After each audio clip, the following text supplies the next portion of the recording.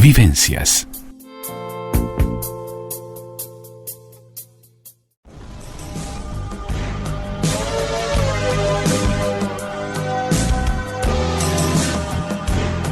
Vivencias.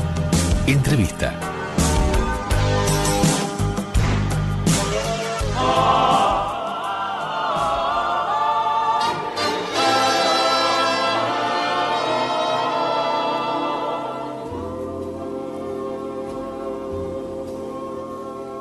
Smile, though your heart is aching. Smile, even though it's... Ya tenemos aquí al doctor Jorge Bafico, que vamos a estar analizando la película El Joker, el Guasón, una película muy taquillera que ha logrado el consenso del público y también una especie de identificación también con el personaje. Y Joaquín Phoenix interpreta al protagonista de esta película, un personaje que hemos visto infinidad de veces, pero aquí adquiere una historia propia con sus orígenes, y es que la historia es cómo surge el Joker, cómo surge el Guasón, que siempre ha sido un misterio, los orígenes del gran villano de Batman, de Bruce Wayne, al que veremos como un niño en esta película. Sin embargo, el que cobra protagonismo en esta película es Thomas Wayne, y Arthur Fleck es el protagonista, es un hombre enfermo que trabaja como payaso para mantener como puede a su madre, mientras sueña en convertirse en un monologuista de éxito, un hombre que sufre en carne propia la desigualdad de clases, la falta de ayuda a las personas en situación de vulnerabilidad como él, y se verá vuelto en un viaje que se convertirá en alguien que nunca pensó que podía llegar a ser. Una actuación magistral de Joaquín Phoenix, en el que el personaje de Arthur Fleck se va transformando en la película con una sonrisa muy particular, con sus ambivalencias, con sus alucinaciones, un personaje apático, enigmático, hermético, con dificultad de expresar todo lo que le pasa, un tanto impenetrable. Y esta película puede tener una lectura psicoanalítica, que la veremos de la mano de Jorge Bafico, pero también una lectura social. Y el lunes Jorge Bafico acaba de dar una charla en la Facultad de Psicología que fue todo un éxito. Muy bienvenido, Jorge, un gusto tenerte acá como siempre. Hola, Andrea, ¿cómo estás? Muchas gracias. Estuve haciendo un poco la antesala, los deberes, a ver, para entrar en clima, ¿no? Y estamos con la música de la película, la banda de sonido. Es muy buena, además, ¿no? Sí, la música de esta película es mal, justamente tiene que ver con eso que le decía su madre a él, ¿no? Lo que dice esta canción. Sí. Es esta música, digamos, por lo menos este tema podría interpretarse como la primera parte de la película. De la película, claro. Que es esa relación con su madre un tanto patológica, ¿no? Sí. De mucha simbiosis, de una cosa muy, muy como apretada entre los dos, donde él, desde el punto de vista psicopatológico, uno pensaría una esquizofrenia, ¿no? Sí. Cuando algunos hablan de psicopatía, a mí me da un poco de gracia, te diría, porque nada más alejado que un psicópata a lo que es Arthur Fleck. O sea, no tiene características de psicópata. No, el psicópata en realidad lo que intenta es angustiar al otro, generar una edición subjetiva, cosificar al otro, sacar provecho. Todas cosas a vistas luz que el pobre Arthur, por lo menos en esta primera etapa, se va transformando. No lo hace, ¿no? Pero bueno, pasa como todo en la vida. Determinados acontecimientos del orden de la vida misma, que hasta pueden ser insignificantes, generan en nosotros reacciones que podrían hasta transformarnos y generar movimientos subjetivos, que es lo que pasa con él. O sea, si uno ve la primera parte de la película, uno ve un individuo muy desgraciado, un paciente psiquiátrico, medicado, tratado por el Estado o maltratado por el Estado, claro, ¿no? Sí. Donde cada uno hace lo que puede. Ahí hay una cosa que es muy interesante que dice ¿hace lo que puede o...? Habría que decirle a la gente que si no vieron El Guasón... Que la vean. Que cambien de dial, ¿no?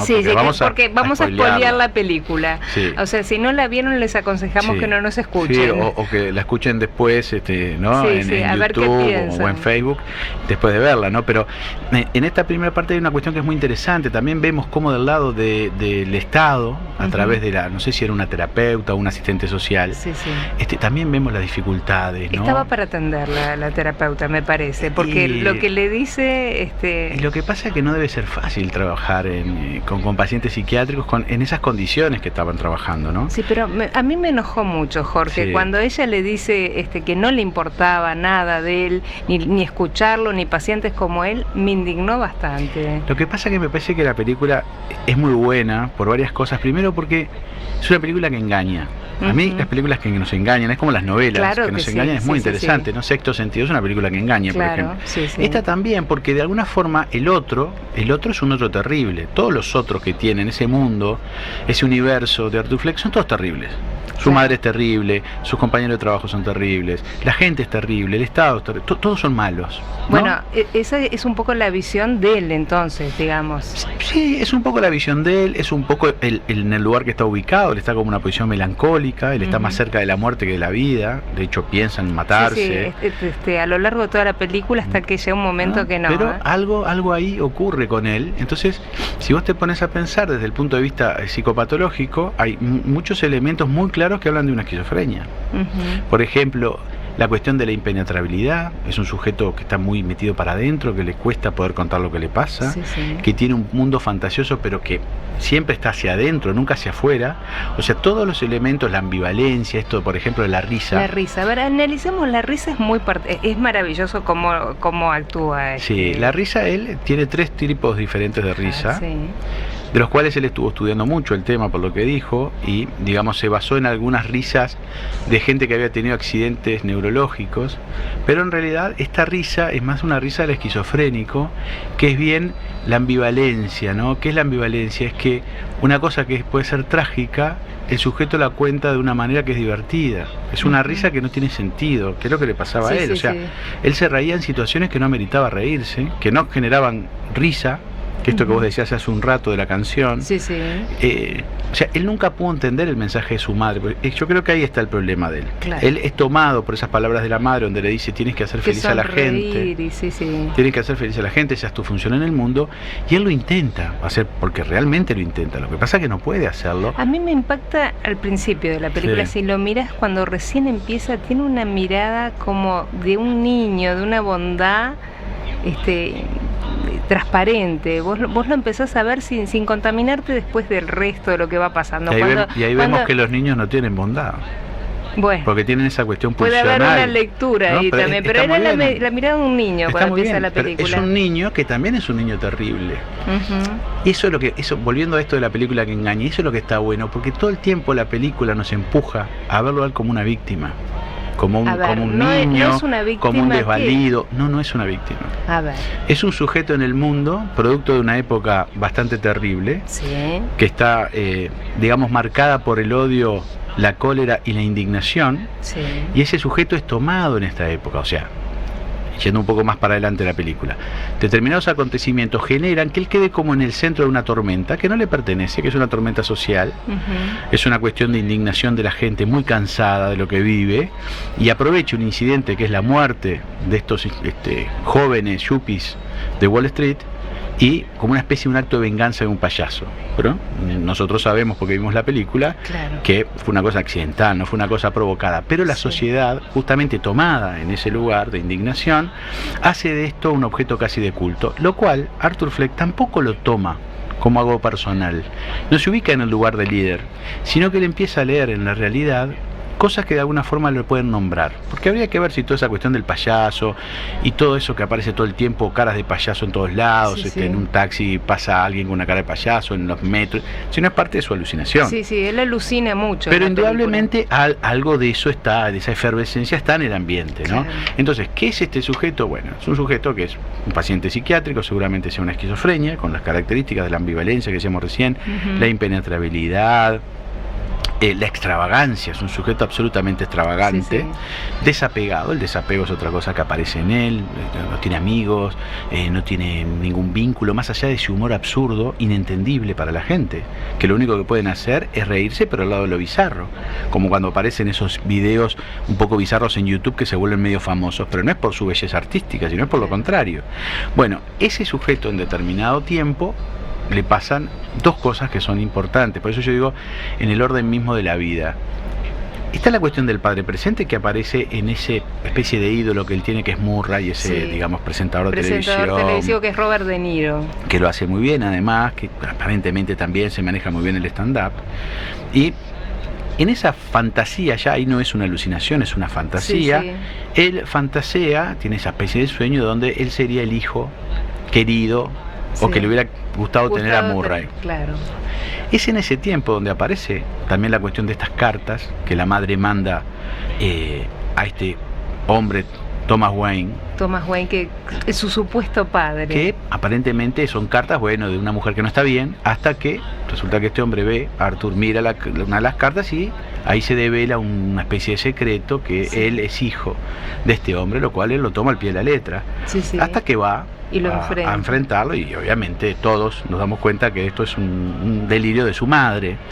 Pero la cuestión del padre está muy presente en él. Pero lo interesante de esto, y esto ya es una lectura un poco más fina, es que más allá que en la realidad el padre biológico no existe, o por lo menos no es Thomas Wayne, sí en él queda algo de esto, porque lo que él escucha en la tele de Thomas Wayne, cuando digamos opina sobre ese asesinato, el asesinato que él hizo, que él acaba, el primero de los que él habla que esto tiene un sentido, eso lo dice el padre fantasiado, ¿no? Y él frente al televisor queda como muy impactado, como interrogándose qué quiere decir eso. El sentido dice, se trata de payasos viles.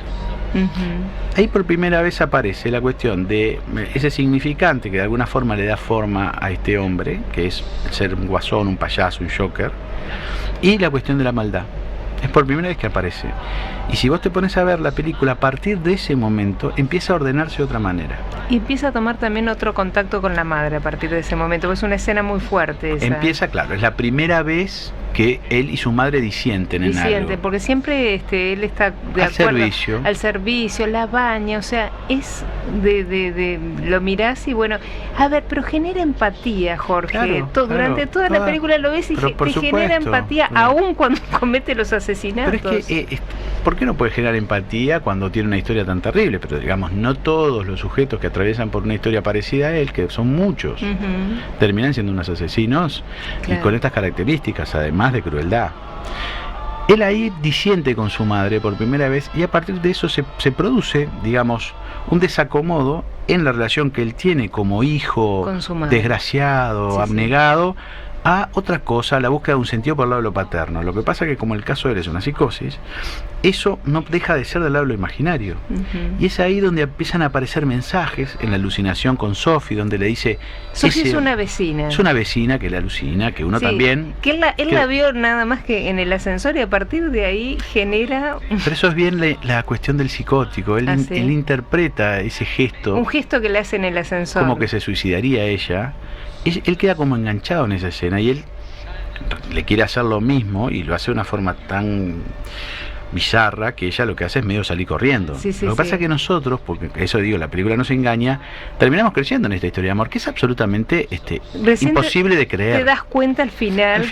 Que fue una alucinación de él. Claro, pero también pasa eso, que él aparece después de matar a estos tres hombres en el apartamento de ella, irrumpe ese apartamento, entra, la besa, cosa que nosotros sabemos que Arthur es incapaz de hacer, pero sin embargo la película lo presenta como posible. Bueno, pero a ver, digamos, es imposible que lo haga hasta cierto punto, porque él se va transformando tanto que al principio crees que realmente se transformó. No es fácil esta lectura de la alucinación. Él va evolucionando, eso es lo interesante, porque él pasa de un tiempo de perplejidad, donde no logra entender, no logra hacerse comprender por el otro, su humor no funciona, lo que dice, sus bromas, realmente es un gran fracaso como humorista, a poco empezar a encontrarle cierta significación, que es eso donde empiezan a darle mensajes, el mundo le empieza a dar mensajes, eso de los diarios, aparecen payasos en la tele, esto y el otro, hasta finalmente que es en el momento donde él dice, ahora realmente sé que mi vida no es una tragedia, o sea, toda esa etapa anterior, ubicada en la tragedia, sino que es una comedia. Y él, a partir de que tiene esa certeza, porque no deja de ser una certeza, él reordena su mundo, donde él empieza a convertirse en el Guasón físicamente, se pinta el pelo, mata a su madre y le dice lo mismo, ahora sé que vos estás equivocada. Pero no la mata como venganza, ¿verdad? No la mata porque como... genera, o sea, te sorprende cuando ves que la mata, pero no es quizás la venganza sea leída de nuestro lado, porque vemos que fue una madre que fue muy terrible con su hijo. Claro, por eso te digo, haya una confusión de parte del espectador. Él es porque él dice, esto ya es una comedia. Y como es una comedia, acá no me importa nada, ¿no? Ese estado, ese estado lo mismo que hace con Randall, que lo mata salvajemente, lo mata con una tijera, pero no mata al enano, a su amigo. ¿Te parece? Vamos a hacer una breve pausa, porque ahí me interesa ver por qué no mata a tenemos que analizar bien, porque él a los que mata tiene un propósito, no es porque si está pensado todo. Hacemos una breve pausa y continuamos aquí junto a Jorge Bafico analizando la película El Guasón.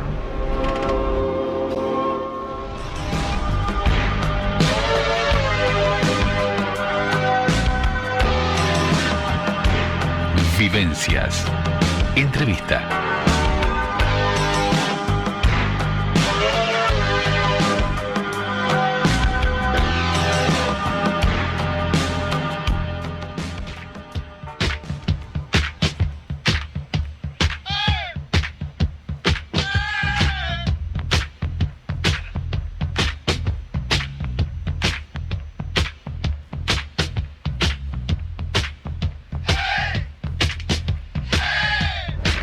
Continuamos junto a Jorge Bafico analizando la película El Guasón, y esta es la música en la que el Guasón bailaba en las escaleras de un baile muy particular. A ver, analicemos ese baile, ¿no? Sí, hay que ver el de dónde tomó ese baile, ¿no? A mí me hace acordar alguna figura del rock de los 60, de los 70, ¿no? Que todavía aún está vigente.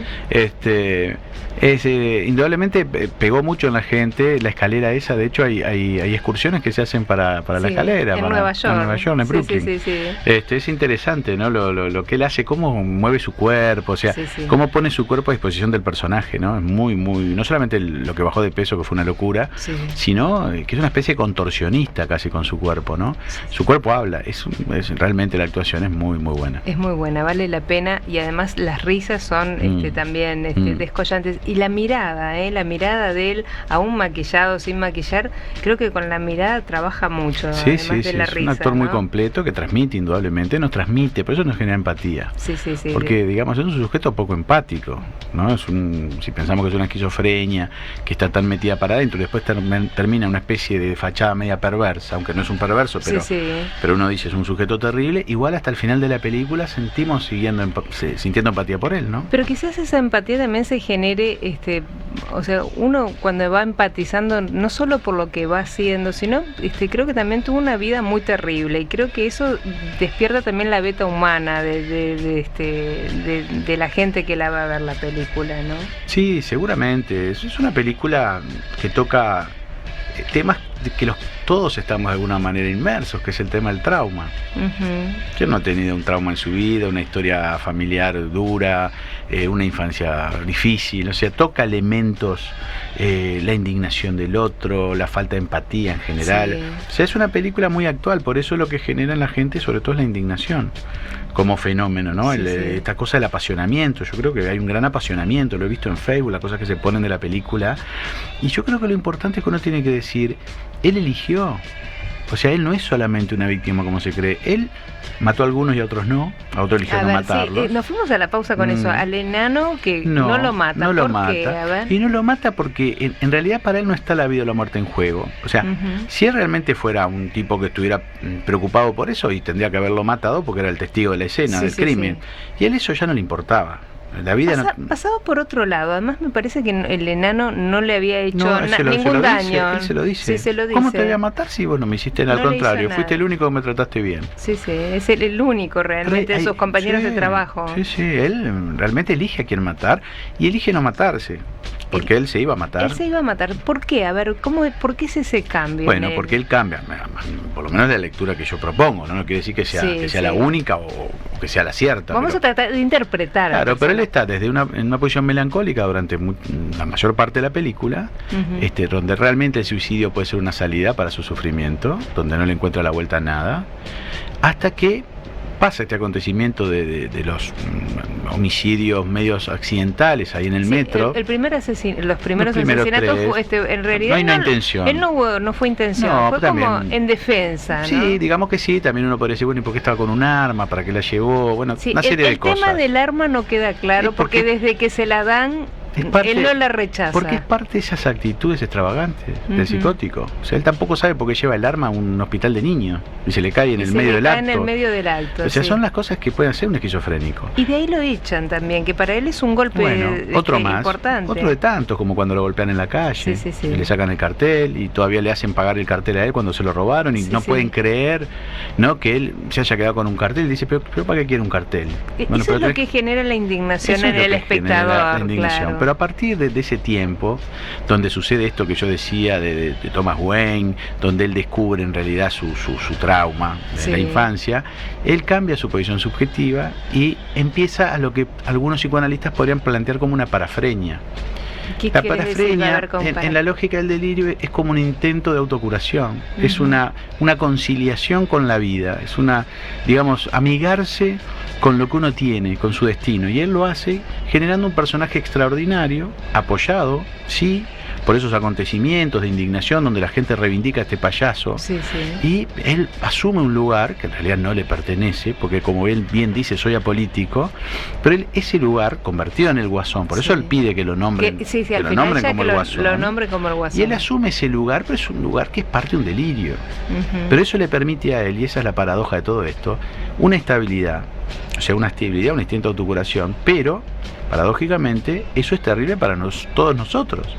O sea, su estabilidad, su compensación, su estado de ese delirio casi megalomaníaco de ser un tipo extraordinario, nos genera a nosotros ese problema. Desde el psicoanálisis nosotros no nos cuestionamos eso, si esto está bien o está mal, pero es claro que para él es autoterapéutico el delirio. O sea, le permite convivir con la realidad de otra manera, se conecta con la gente de otra forma, empieza a tener un humor diferente. Claro. O sea, se produce una serie de cambios que en él son muy bienvenidos. Lo que pasa que es a costa de ¿qué?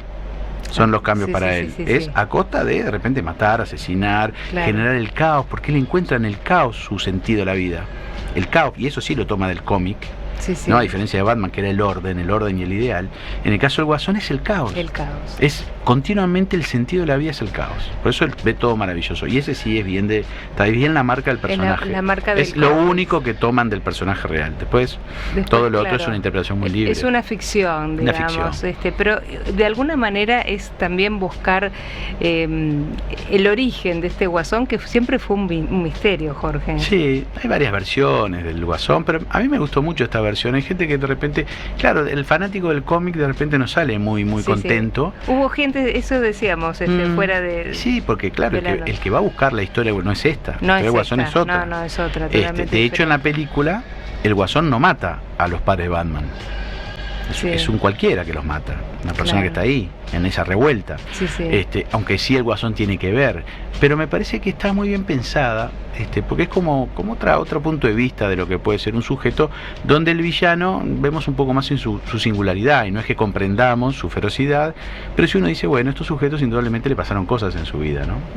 Y no tuvieron la oportunidad de tratarlo, porque eso es importante, porque la vez que fueron a tratarse, el que estaba enfrente no los escuchó. No los escuchó, no les dieron los medicamentos, porque tomaba 7 medicamentos, se los suspendieron, eso es importante. Ese es otro de los grandes problemas. Un sujeto de estas características, que le sacan la medicación de un día para el otro, es obvio que va a ser una reacción muy compleja.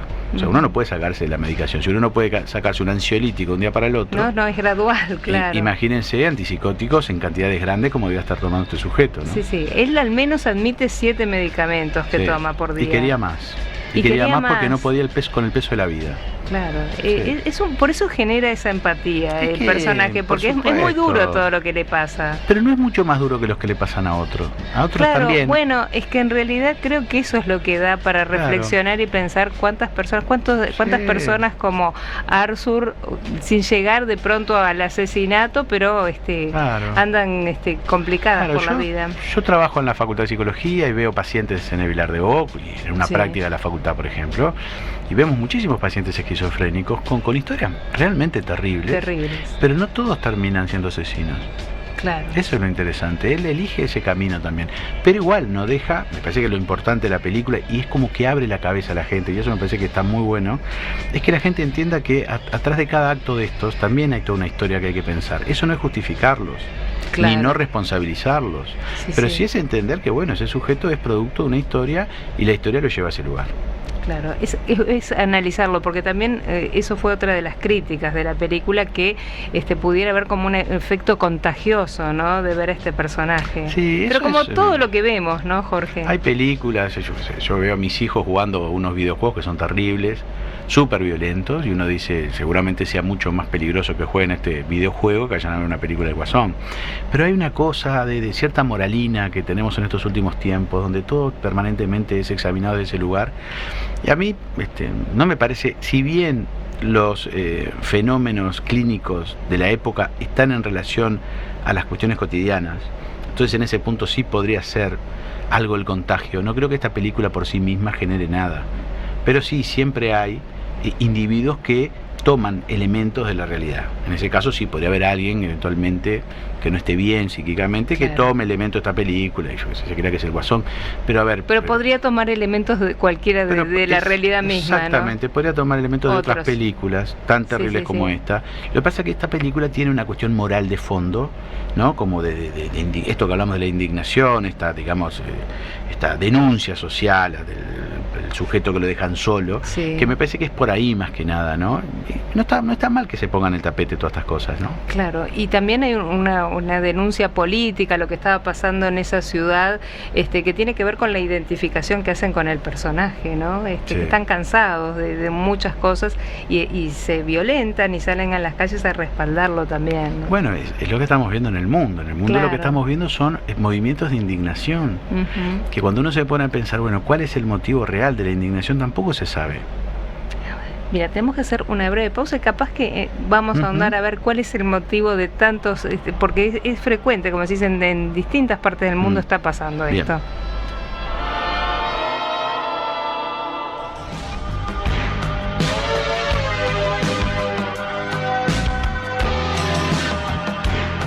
Vivencias. Entrevista.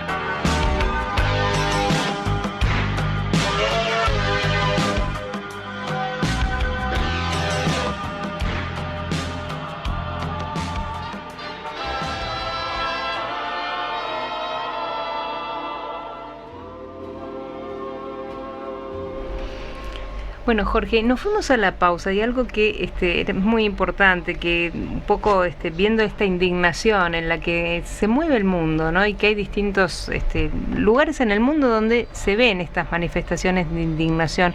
Cabe preguntarnos por qué estamos tan agresivos, por qué damos rienda suelta a la agresividad, a la violencia. ¿Dónde está la falla? ¿Qué es lo que está pasando? A ver.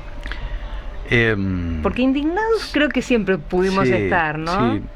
En realidad yo no podría dar una respuesta como única. Creo que hay muchas causas, muchas ¿no? lecturas. Pero a mí me parece que una de las cosas que está pasando, y esto no lo digo yo, lo dijeron los psicoanalistas franceses en la década del 90 ya Alain Miller y Eric Laurent, plantearon una época donde el otro ya no existe. ¿Qué quiere decir eso?